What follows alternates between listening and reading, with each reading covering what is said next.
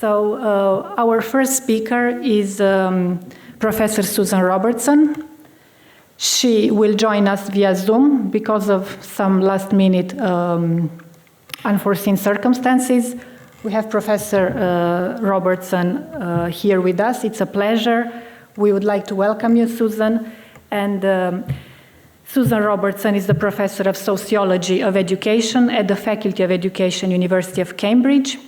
And her research focuses on education in a political context, including how education has developed to help service the economy, the commercialization of education, and the role of for-profit companies in the education sector.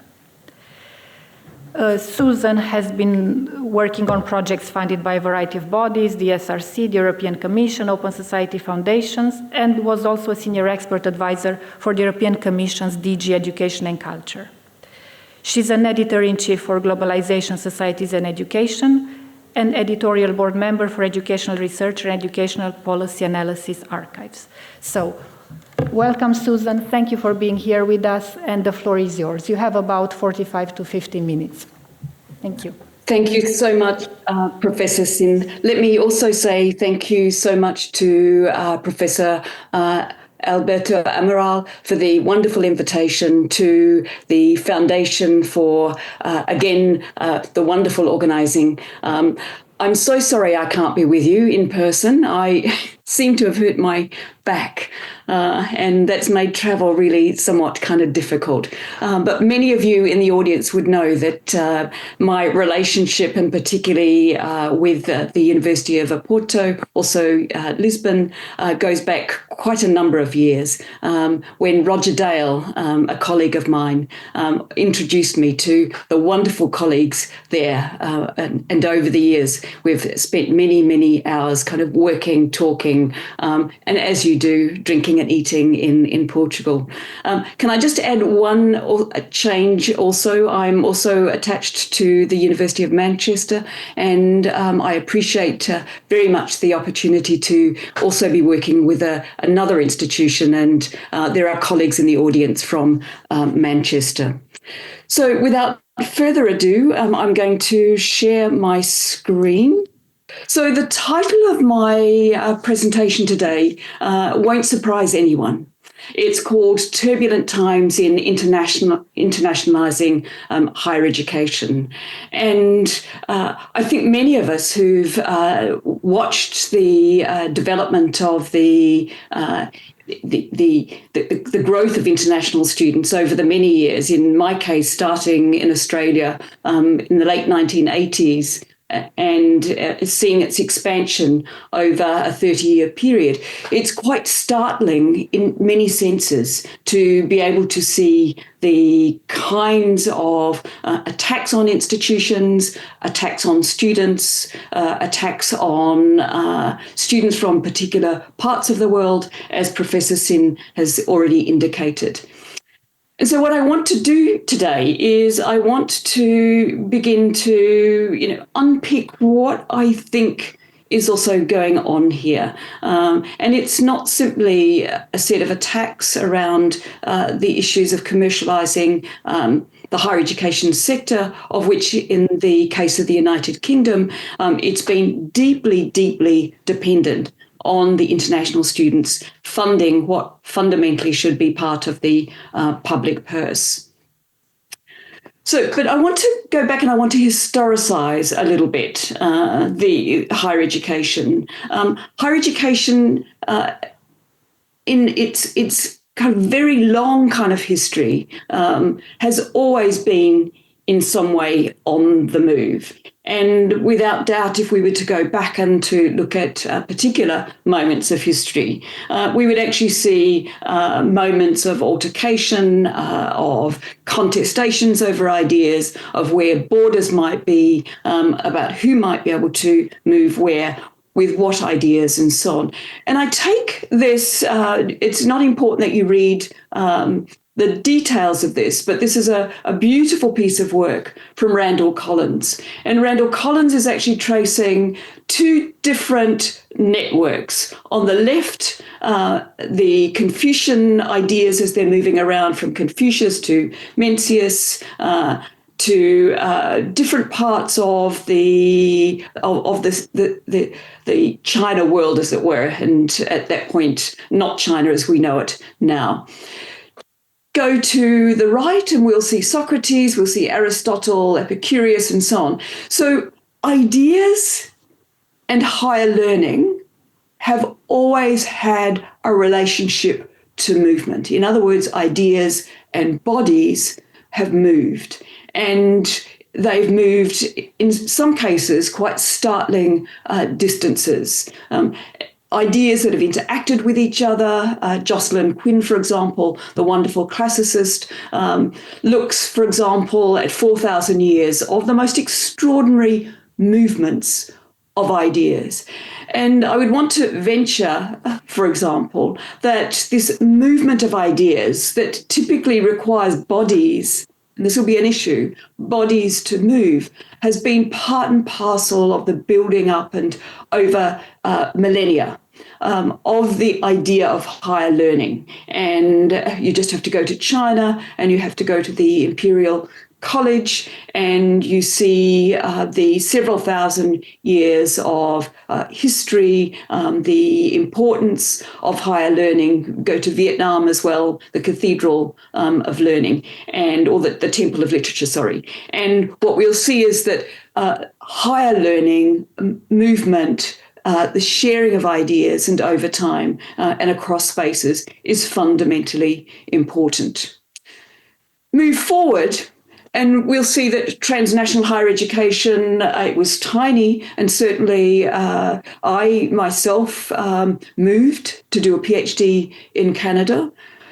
Interestingly, part of that reason was that doing a higher education or a PhD in Australia was regarded as less valuable, in part because of it being part of a colony within an empire. So one would try and make it to the centre of the empire, something that Rowan Connell talks a great deal about, in order to acquire the kind of knowledge that might be given more value, greater worth, than if one acquired it in the far-flung reaches of the empire. And to some extent, we still see those kinds of understandings shaping our experiences now.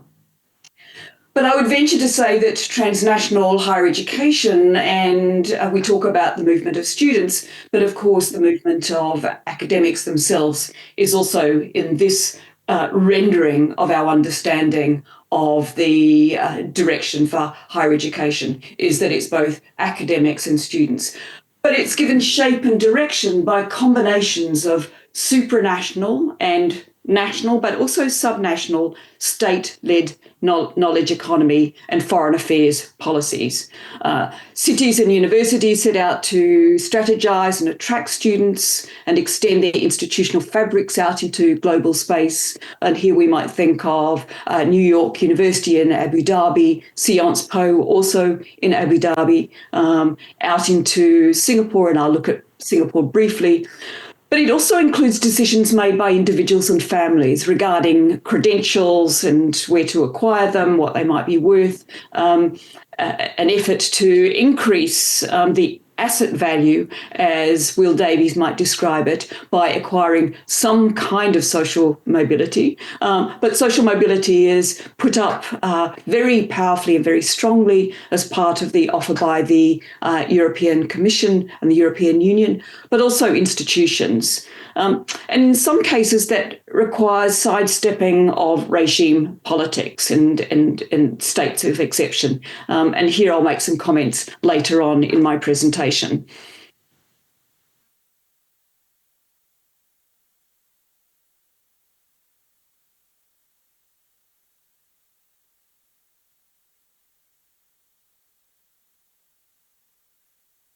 More recent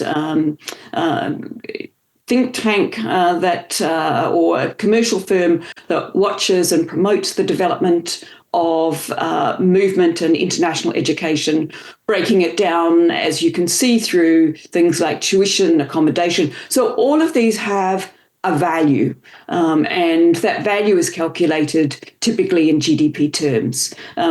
Two favourites of mine, international students, for example, more value is generated than the wine industry in New Zealand. And globally, we know about the wine industry.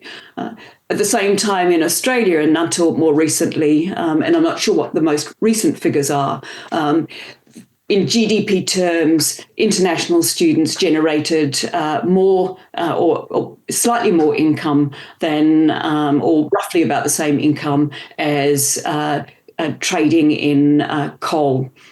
So these are trillion-dollar industries, and if we were to kind of think about the way in which this world was imagined, it was imagined a little bit like an Alice in Wonderland world, a world where growth and growth and growth was simply the horizon.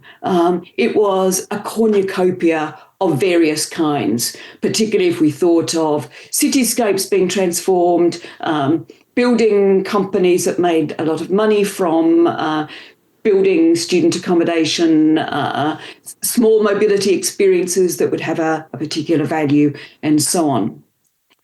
But things clearly aren't now quite what they seem, says Alice as she finds herself tumbling down the rabbit hole. And as we look across the different landscapes that we'd sort of learnt to take a bit for granted. What we've got are departments, certainly in the case of the UK, fighting other departments. Education would want to engage in building up numbers, particularly because this is how it finances its higher education sector. But the immigration and departments, Home Office and so on, are deeply opposed to these things. So there are major battles taking place within government circles. We can go out to the United States, and I'll have more to say about the United States in a moment. But our job now really is to try and unpick what we think we're looking at and to try and entertain some accounts of what it is that we're looking at that to some extent 20 years ago or even 5 years ago, these things weren't even quite on our radar. Things seem to be unraveling in all different kinds of directions and in rather unexpected ways. Why attack the golden goose that's laying that level of billion-dollar GDP export money for the Australian economy? What about the US economy, where international students particularly have been fundamental to the research and development initiatives, and particularly with a declining white population, and in the United States, the science and technology, STEM areas, maths and so on, haven't typically come from the Hispanic and African American community. So let's have a look at some of this kind of unraveling. One is that you'll know easily, it dominates campus conversations. And it's in part because internationalisation as a trope itself wasn't sufficiently reflexive. And I know Hans de Wit, I think, Hans, you're probably in the audience there, Uwe Brandenburg, there's been quite a conversation going on, and also in conversation with Jane Knight, as to the way in which internationalisation was simply put up as a normative, good for everyone kind of trope. And it's what I call a one world ideology that is premised really on universalisms that, as Andreotti would describe it, they're transhistorical, they're transcultural, and they're transracial. In other words, the fact that bodies are moving, but also knowledges themselves in other locations being acquired where the curriculum itself isn't sufficiently attentive to the fact that there are different knowledge traditions, and here we see then Andreotti and others calling for the push to decolonize the curriculum. Sharon Stein, another example here. Where does one speak from, she says, as a global citizen or as a global educator? And how might we recognise boundaries, flows, and power relations when we speak from somewhere whose situated politics of place are made invisible by homogenising universalisms? And yet, think of it in the other direction in the United States. Any effort to recognise difference, equality, diversity, and inclusion, other knowledges of the world, are now suddenly under significant pressure as examples of what it is about a US institution, but also here in the UK, that simply isn't going to be tolerated. We have unravellings in very unexpected ways and with quite dramatic consequences. Significant amounts of money has been taken out of the University of Harvard, we might say, or Harvard University, that it has sufficiently deep pockets to manage and weather that storm, Columbia University, and so on. So the question for us today is what projects, processes, and politics are then made invisible when higher education mobility transnational mobility is understood through the prism of a normative internationalism. And the story went something like this, that internationalisation is good and globalisation is bad. And there was this, I saw it in so many chapters of PhDs that were being written, almost an obligatory chapter that kind of rehearsed the idea that internationalisation was good and globalisation was bad. Well, indeed, much depends on how one understands globalisation. But of course, internationalisation itself, or globalisation, are doing very similar kinds of things. And this is not a particularly helpful binary at all, because of course knowledges themselves are always, as Andreotti points out, from somewhere. There have been movements in the direction of internationalisation at home, but if you were to go to mathematics departments, for example, there might be clearly an insistence that maths themselves, mathematical knowledges, are indifferent to culture and geography. Those in the Arab world would beg to disagree. Algorithms, for example, as opposed to the abacus, which came from the Chinese world, are very different ways of understanding mathematical knowledges. So our knowledges themselves are shot through with culture, place, geography, time, and social understandings of the world. We can't get away from the fact that the wandering scholar, the creation of the modern university, William Kirby's wonderful book, Empires of Ideas, traces out the different centuries of the British to a large extent, although theological, moving across out to Germany, across to the United States. And the argument essentially here is that finally we now end up at China. But walk around any of the campuses in the UK and particularly Oxford, and we would actually understand very clearly the attachment and the importance actually of the empire for educating an elite that then would be dispatched to parts of the colony, places where I grew up in Australia. This is Alfred North Whitehead in 1924 speaking at a conference, probably not unlike this one, who argues that what we need to do, he says, is, and this is just over 100 years ago, we need to revive one of the best institutions of the Middle Ages, the wandering scholar.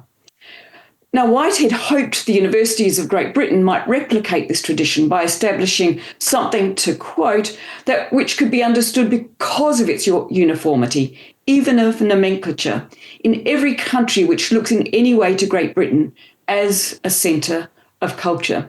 And here's Raewyn Connell talking about, in her book Southern Theory, the way in which the knowledge is produced in the metropole were pushed out into the peripheral parts of the world. But what was really important here was that the elite that would then be taking up positions in politics, in industry, but particularly politics, would actually be educated at the centre of the empire and then moved out into other parts of the world. Interestingly, I chose not to go to England, but chose to go to Canada, almost as a moment of defiance around the idea of empire. But this kind of building of empire, I just want to note the wonderful work of Heike Johns, who shows that, so it doesn't all take the same form. And this is going to be a really important point that I want to make. The transnational mobility programs, we have the example of the United States with the Fulbright Awards, but in the case of Germany, the Humboldt Fellowship Program, established in 1953, was aimed at the reintegration of Germany into the scientific community following World War II as an exemplary case of science diplomacy. And here it was an attempt to clean up science so that, to quote Kirby, during the 19th century, German universities were regarded as leading the world. Then their descent from a nation of poets and thinkers to one of judges and hangmen came at the cost of its leadership in higher education. And the Humboldt program, moving scholars, academics and students backward and forward, particularly between the United States, but into Germany particularly, was a very interesting and specific kind of instance. So movements often have different beginnings and logics, and we'll see that, again, they're not all quite the same. More recently, China itself has actually announced it's got its own Schwarzman scholars that it recruits. It started in 2016, located on the Tsinghua campus, separate and apart from building to the main buildings. It's dedicated to building young global leaders. So more or less to some extent, China following in some of the footsteps of the Fulbright program. Wonderful young scholars. I've been there and met them, but they also have very different conditions there to any of the other students from China studying non-Schwarzman scholars studying on the Chinese campus. So the question is, how do we make sense of these developments, their dynamics and outcomes? And I just want to put up a set of propositions that I want to quickly explore. They are not exhaustive, but I actually just want to show how different they are and to actually make the case that the one way of understanding movement through the internationalization lens isn't a particularly helpful lens, in the sense that it isn't attentive to the empirics and isn't sufficiently attentive to some of the kinds of logics. So these are a set of propositions I think that we could begin to entertain. Is internationalization benign, or is it a form of imperialism? And of course, and I'll look at that as an example. There are different imperialisms, of course, and we would need to be clear about what is it that we think we're looking at when we make the claim that it's a form of imperialism. Secondly, is it about building a global citizen or a global consumer? And again, ask students and they'll have different views on this, ask institutions also, and they're very likely to have different views on that as well. Is it about a services sector or the production of global public goods? And again, if we were to go to the Department for Trade and Industry, quite clearly it's a services sector. That's how they talk about it. It's an export industry. They have conversations with the World Trade Organization. Talk to Simon Marginson, who's been making a very strong case most recently, an important case for why it is part of the production of global public goods. Is it about the development of proprietorial knowledge or the global commons? And again, we can see the knowledge, espionage, and security issues now being caught up in that kind of set of logics. Or is it about building a nation or a form of cosmopolitanism? And I'll end with the proposition 5. So I'm going to look at imperialism, I'm going to look at the security issues, and I'll take a look at notions of nationalism and look at much more closely what's going on in the United States and around the assertion of both nation, but also the superiority of whiteness in that nation.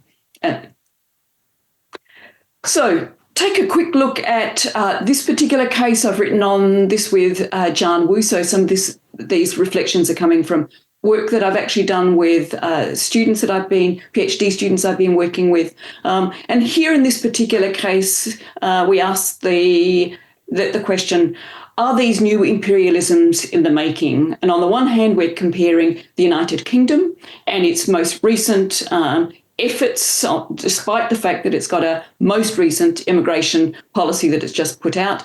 Nevertheless, in 2019, 2021, it's put out very strong statements around reinvigorating its transnational mobility programs for students, but with favoured nations, also without families moving with the student and so on. So these are much more tighter, almost as if one doesn't want bodies to move with the brain. So we want your brain, but we don't want your body. On the other hand, we can look at China, and we also ask the question, if we look at the Belt and Road Initiative, for instance, that was launched in 2013 to build a very different kind of engagement with the world, then what quite are we looking at? Is this, in the case of China, economic imperialism, or is it a form of cultural and political imperialism? And we land in a particular place, which is possibly nascent, but certainly not full-blown. Clearly, in this particular case, and it's not important to you, but I want to make a case for the importance of trying to do the kind of important conceptual and empirical work. So rather than simply just throwing off, it's all imperialisms, what we would need to do in this particular moment is try and understand how we talk about imperialisms. Is it economic? Is it political, cultural? And if it's cultural, what form might it take? And in the New Imperialisms in the Making paper that I wrote with Jan Wu, what we land down on fundamentally is, in the case of the United Kingdom, it revamps many of its old mechanisms, its Chevening scholarships, the fact that it educates some of the leaders of the world, and for the UK it's important. This whole initiative, despite leaving Brexit, is actually about going global. So this is the UK's going global strategy to increase its numbers of international students from its former colonies, but some colonies are preferred over other colonies. It's to push up its revenue,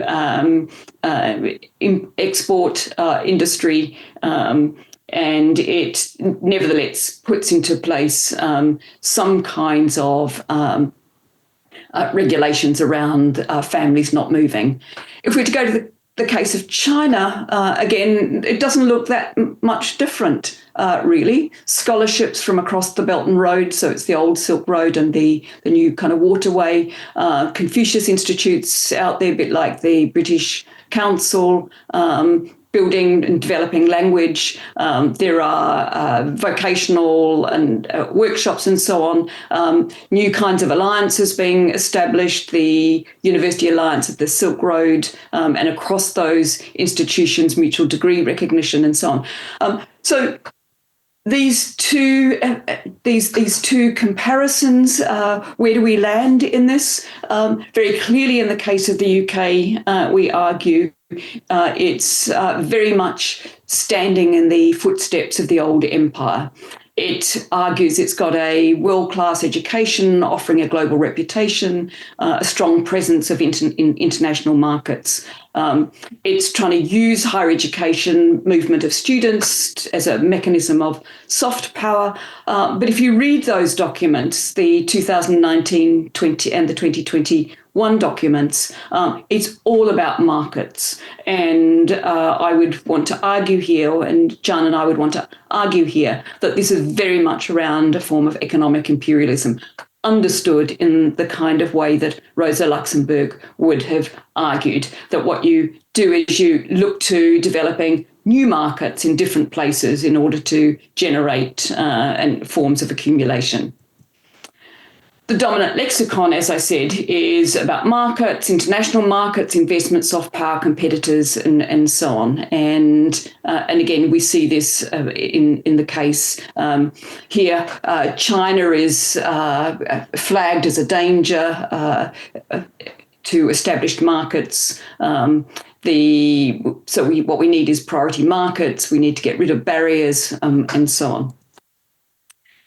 The most recent paper now has just been released, and essentially PhD programs, more or less your ability to stay on in the country, which is regarded as an incentive to come and study in the UK, has remained intact. But for master's students, for example, there are very strict rules about length of stay after arrival and so on. And this will send quite a chilling effect, particularly on the recruitment of master's students. For the United Kingdom, this is an extraordinary set of pressures on those universities that are in many ways almost structurally dependent on the fee-paying capacity of international students. If we were to go to the case of China here, there's a rather different project underway. China trying to step out onto the global stage. It is looking to fuel its or grow its economy. There's been major kind of issues in and around the overproduction of infrastructure, concrete and bridge building and this kind of thing. But China itself is looking to step very firmly both onto the global stage and in and around the development of artificial intelligence, new technologies, and so on. So it's looking to incrementally internationalise its institutions. It's developed a national strategy around the Belt and Road Initiative, quite a loose strategy. The top institutions get more funding in order to be able to roll some of that initiative out. And there's an effort in the case of China to deepen its economic ties. And for the moment, what we can see is countries are sort of not sure. There's a lot of pressure on what were former relationships between the United States and places like Australia, UK, and so on, Canada, and their efforts to kind of look in two directions, a little bit somewhat Janus-faced. In other words, because they trade with China, they also need to be orienting themselves also to the world of China.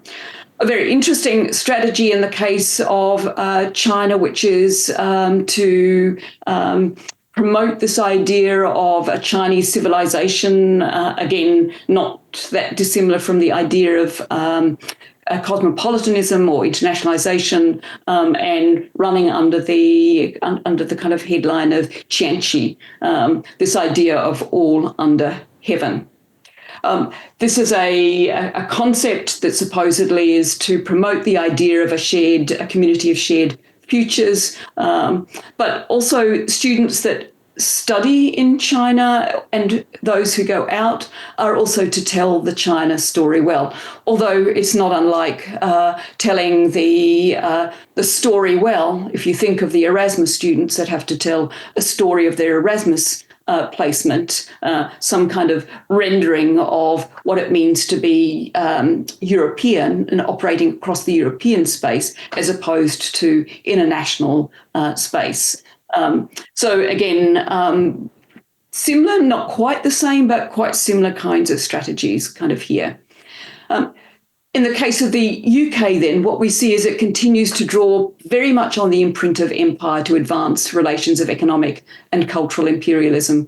In the case of China, what we'd argue is that it's a nascent form of political and cultural imperialism at work. The point really here is that what we need to do is we need to look closely and follow the rollings out of these kinds of projects, their policies, their materializations in their interactions, and so on. The next example I want to look at is profit versus commons, and look at the way in which education systems, because they were tied so closely to the knowledge economy strategy and the idea that they are now part of a services industry. Huge income generator. If you don't produce goods, what do you produce? And services, education services, health services, finance services, and so on are fundamentally important. However, what this has now brought into kind of full view is what might well be called a battle in and around AI nationalisms, where China is now put up versus the United States and the other way around, as to who fundamentally is going to steal the march on being the economy for the 21st century. This comes from the United States, who is winning the AI race. The US is presented as being the front runner. The China is challenging its lead. The EU is falling behind. The EU would be particularly interested in this. The Centre for Data Innovation operates out of Stanford University, but there's close scrutiny following these kinds of developments. Students who want to enroll in particular kinds of programs, any biotech or any digitally sensitive areas, are now often refused admission into those programs. Academics, but also students, are monitored in terms of are they involved in some kind of knowledge espionage. Any of us that are travelling are actually asked to be very attentive to where you're travelling to, which Chinese university, what kind of digital tools you've got, what's happening to your laptop, are you accepting a data stick, any of these. So a high level of suspicion around the idea of knowledge security, knowledge espionage, and an effort to cut away. This is happening right across Europe, the United States, here in the UK as well. And it's these kinds of outcomes that are kind of being presented as to what this particular race is about.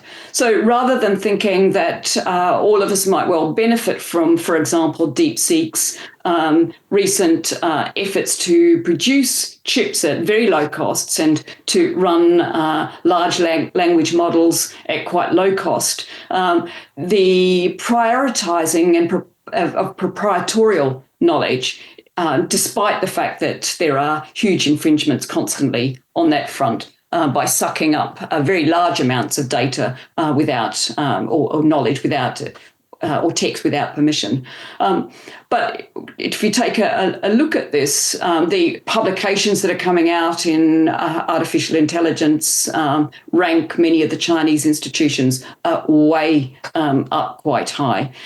If they're coming out of the United States, they're typically coming out of the corporations and not coming out of the institutions, apart from Massachusetts Institute of Technology. So here now what we've got is the idea that knowledge itself is proprietorial. It's part of the global competition, and any access by another country, so this is the nationalisms part kicking in, would be regarded as some form of security issue, knowledge espionage, and so on. What this has meant for students is aggressive checks on them as they come in and out or try and get into the United States. There are deportations, the visas overnight being turned back, and so on.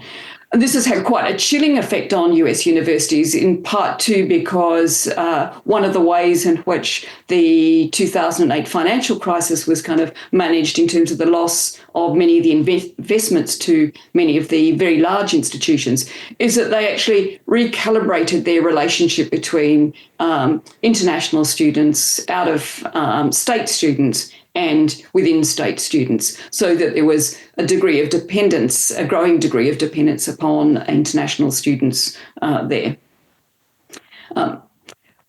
So why and how then have these new relationships, asks Kanishka Jayasuriya and Hung, why now? Why did it become important at this particular point in time? After all, there'd been movements backward and forward between Chinese students in and out of the United States and so on.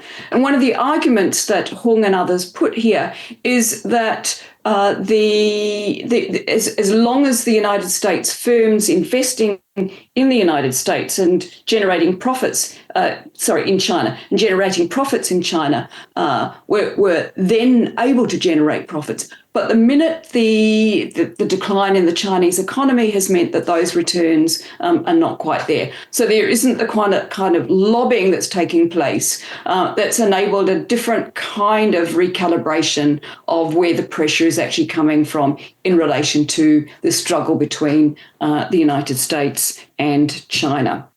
What they argue, and I want to argue this also quite strongly, is that what we need to do if we're doing the kind of work that goes beyond a kind of anodyne internationalization is that we need to try and pay particular attention to the dynamics that are taking place within national settings and across a range of different kinds of dynamics, and the ways in which they arc outward and interact with, but then arc back into national settings. In other words, international relations theory, classically understood, which just looks at, big power dynamics between nations, isn't sufficient. You need the kind of political economy sociology work that enables us to see the transformations taking place internally within national territorial spaces and the ways in which they're both shaped by, driven by, and interact with dynamics elsewhere.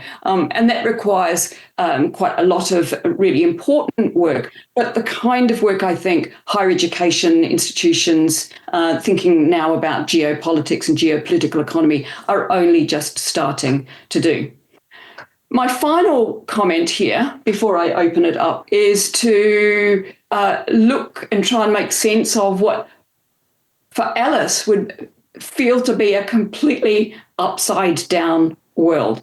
In other words, why would you go off and hammer Harvard University and significantly withdraw very large amounts of funding from the National Science Foundation Fund, lots of different grants and so on?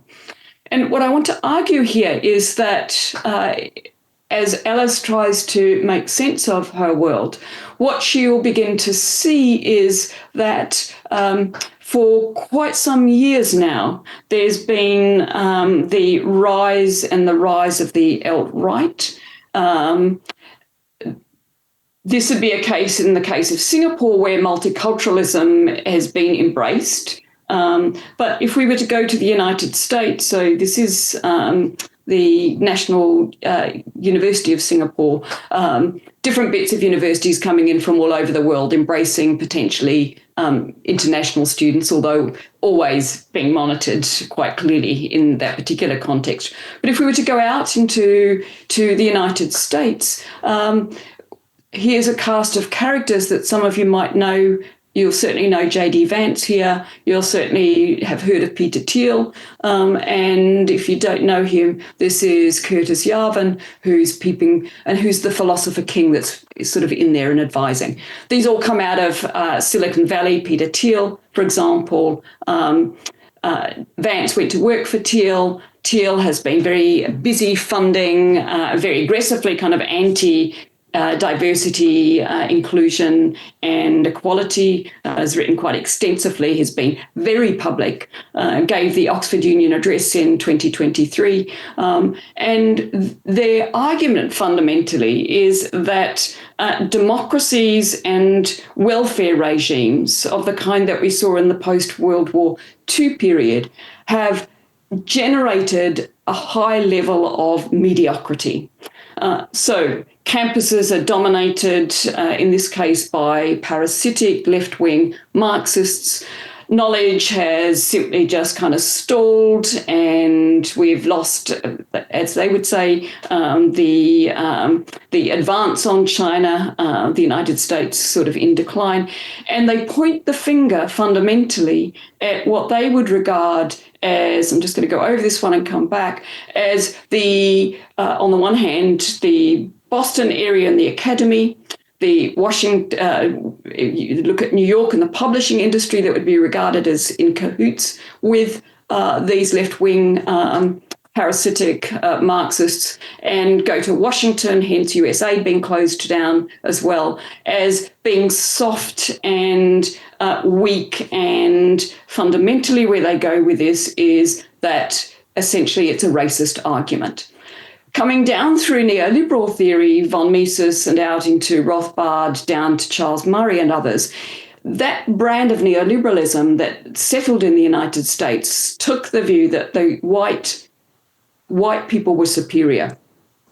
And I'll come back to this, I'll go backwards. And their position was that there was a natural elite and an inflexible hierarchy of hardwired intellectual castes that mapped onto race, with welfare democracy making things worse. So the state then fundamentally, so you recognise this as a Darwinian argument here, that the fittest survived, the fittest were white, people dominated the world, and where you actually had gesturings in the directions of welfare, what you did is you didn't weed out those that were unfit to survive.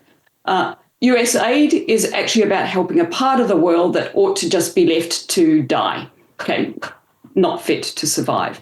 The earlier versions of this kind of alt-right and what are called paleo liberals, paleo, is that they wanted secession, they wanted out. And Peter Thiel funded, for example, the Seasteading Institute, where essentially you would go beyond the 200-mile limit and you would set up these cities and you would run your own cities from beyond that 200-mile limit.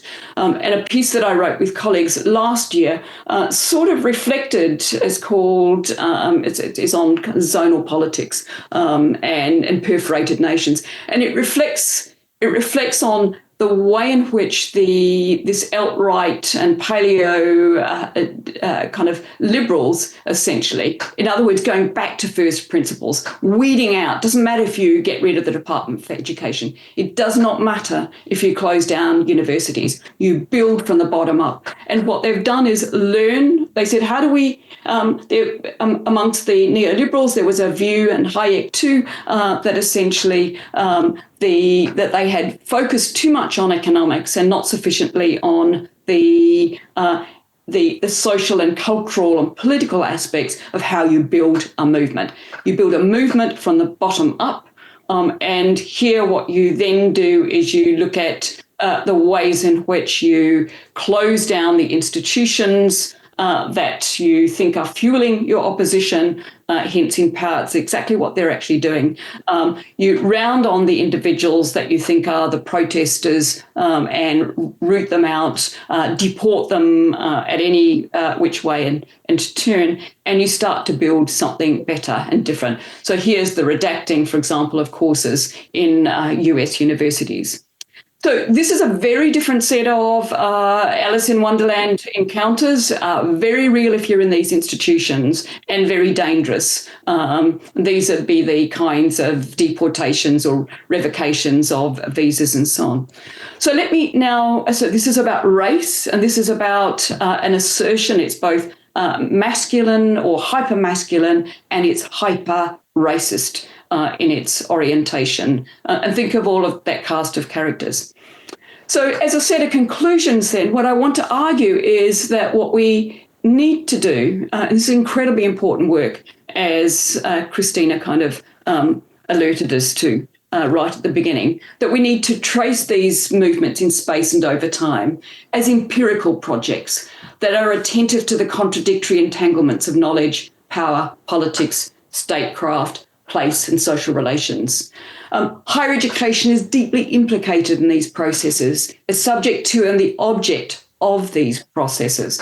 It would be very difficult to disentangle ourselves, to go back to the so-called ivory tower, if there ever was such a thing. But what we also need to do is to both engage in the kind of diagnosis of the kind of that I've just been gesturing toward, and these are just examples, and to look at the way in which we also disentangle the phenomenological, how does an individual feel about moving and studying in a different place, from the structural and the strategic set of processes and outcomes, and be very attentive to the dynamics, as Trotsky described it at the time, uneven and combined development. So I'll leave it there and look forward to a conversation with you.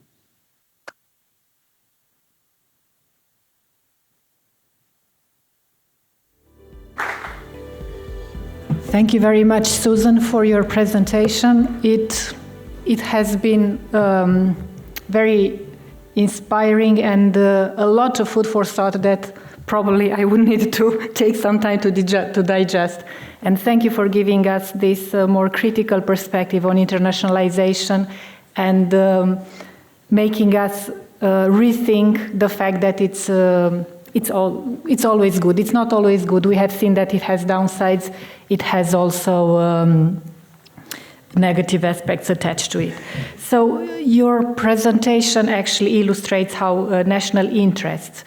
I'll start with the first question. I'll just take this privilege and then I'll pass it on to the public. So I would just like to ask you, because your presentation illustrates how national interest, whether it's the UK's you called economic imperialism or China's nascent political and cultural imperialism, how these national interests actually influence international student mobility. So in these turbulent times, as you call them, in which higher education is often instrumentalized to serve national agendas, economic, political, hegemonic agendas, my question is, what can institutions do? What can international students themselves do? Is there a way of maybe resisting these pressures and avoiding that international students become I'd say global consumers or pawns in the games of big powers? That's a great question, and I'm not sure that I've got the answer to that, except that there are things we can actually do in our classrooms around the inclusion, for example, of diverse knowledges that we build into the curriculum. That's one of the huge advantages of having international students, in our classrooms. Some of my students have been studying intercultural competences, for example, where the student experience, for example, in their classroom and in the university works well, is where we're attentive to the fact that students come with different kinds of knowledges with them. And many universities have been doing that and trying to do that well, the internationalisation at home. Some of that's also been driven by the issues in and around climate change. I guess my plea is not to say that those things don't exist. And I think there's been quite a healthy debate by people like Simon Marginson, Hans and others around also being mindful of the sort of baggage that some of our kind of terminology kind of brings with it if we're not sufficiently attentive to the kinds of situated politics. So it's being mindful of these things as opposed to ignoring those things.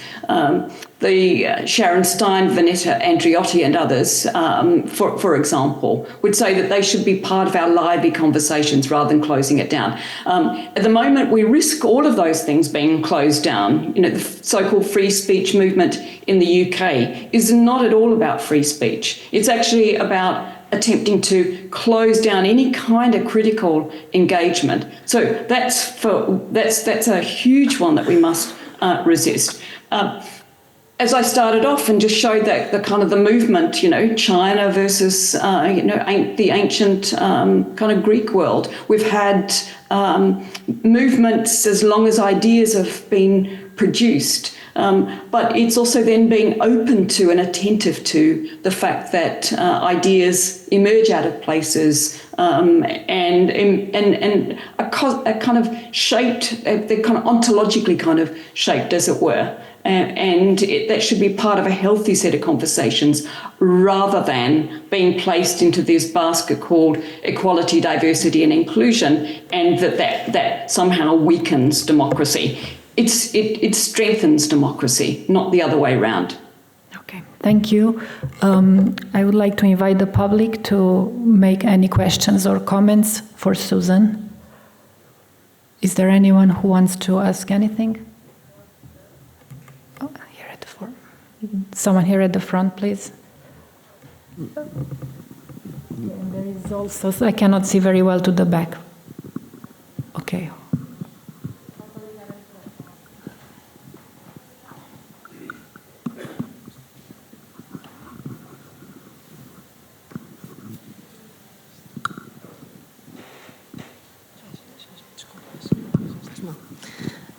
Hello, good morning to everyone, and thank you to Susan for your presentation, of course. I think we all come across this data and these ideas, but put it so clearly, it was very interesting.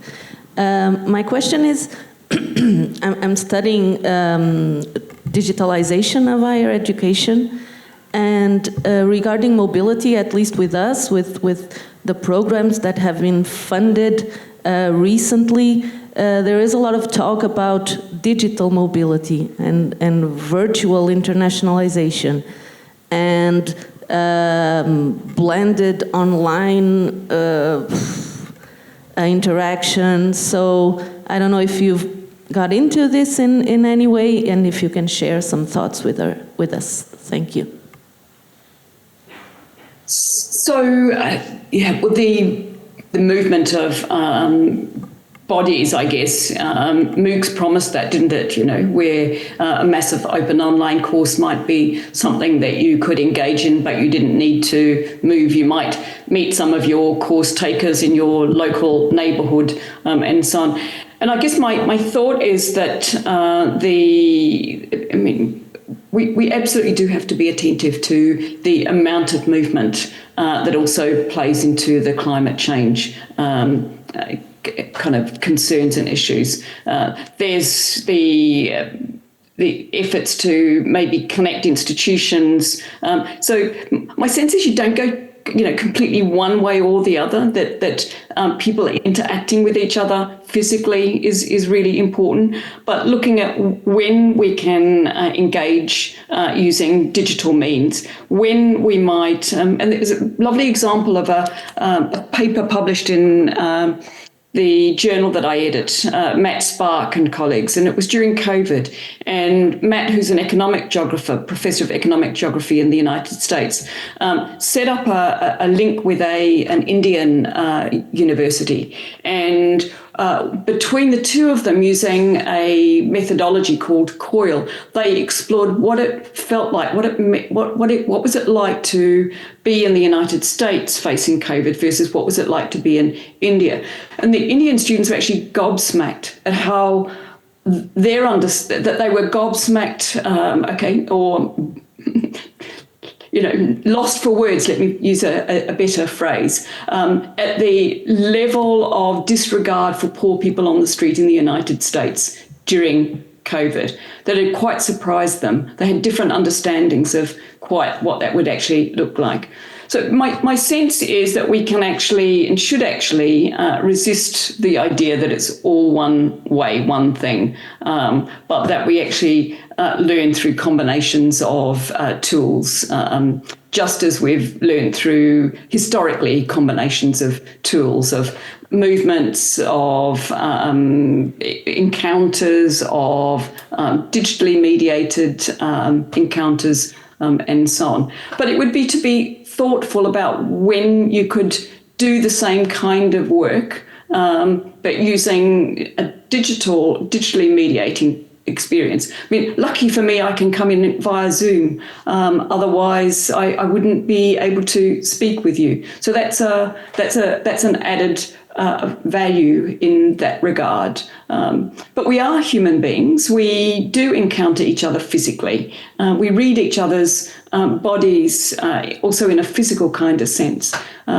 So I think it's a question of thoughtful reflection on when mobility is fundamental and when we could do it via another means. We had another question here at the front. It was Georgia, right? Okay.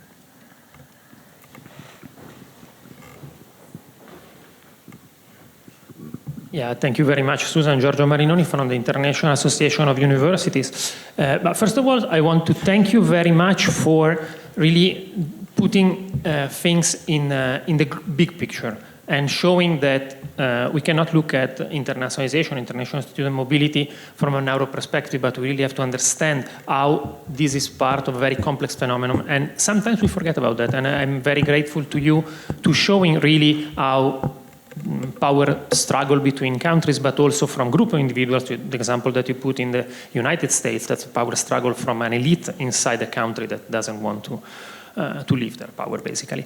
But my question is, it's not related to that. My question is related more when we are looking at China and when we are looking more broadly also to India and to the Asian world.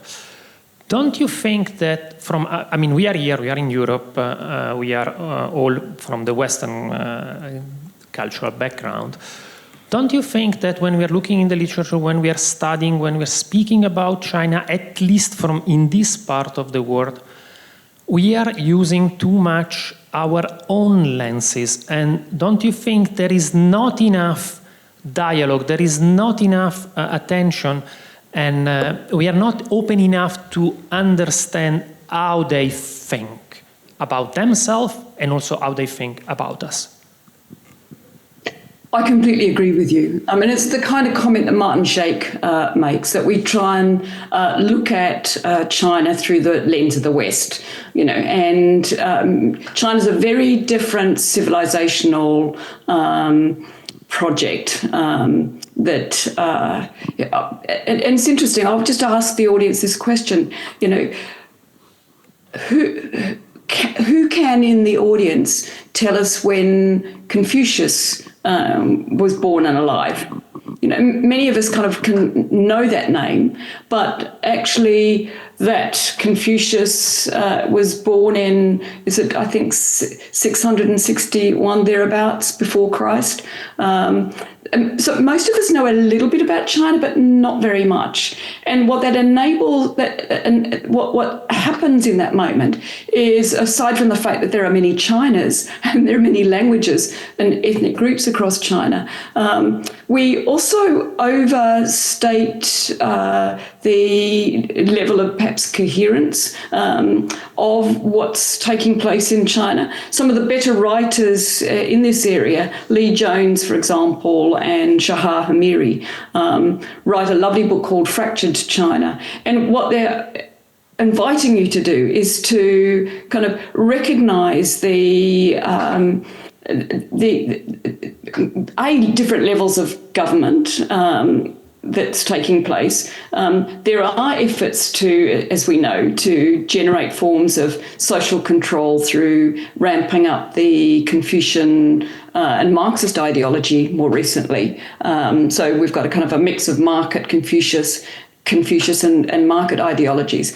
But it's incredibly important that we try and understand China as a civilizational project that has an incredibly long history, and that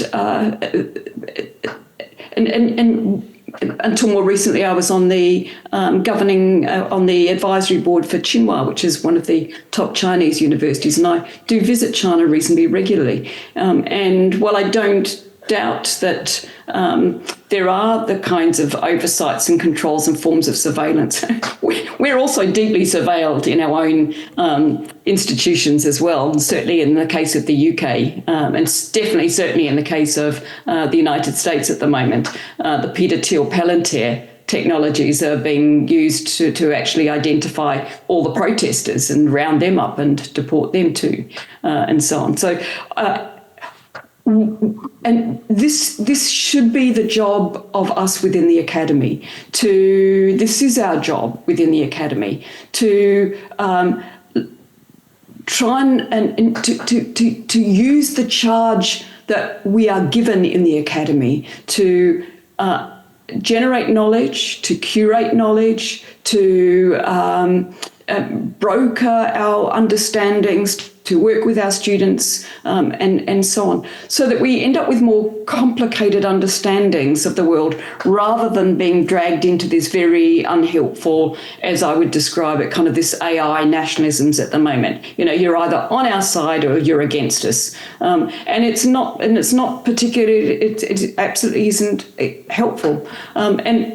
Perhaps one of the hopes that I have for universities is that, in fact, academics typically are very curious. They like meeting other individuals, you know. And it's almost as if there's a level of responsibility now on universities to engage in the kind of diplomacy work that is going to be necessary to get us through the next few years. And though there's efforts to close universities down and describe this kind of knowledge and interest as woke, if we buckle under that, if we succumb to that, then I think we do the university and the future generations a great disservice. And it's, we need solidarity in the direction of Harvard, in the direction of colleagues that are under pressure, for example, in places like Florida, in places like Colombia, and so on. So I think we have a responsibility to build up our more complex understandings. That include, and this would be my last point here, Raewyn Connell, when she writes the book called Southern Theory, basically is asking us to be very attentive to the fact that the dominant knowledges within the academy were generated in the so-called metropole and kind of circulated outward. But there's quite interesting knowledges that are now emerging out of China. What's the difference between Qianqi and cosmopolitanism, for example? How far do you get with one versus the other, and so on. So I think what we should do is we should keep open the opportunities to keep these dialogues going with our colleagues in Chinese institutions, fellow colleagues, and work very hard at brokering a kind of set of understandings that are very different to what's typically circulating, certainly in the social media. Okay, thank you very much. We are beyond our time. Thank you all for your attention, for your engagement, and especially thank you, Susan, for being here with us remotely. Thank you. You're very, very welcome, and thank you again.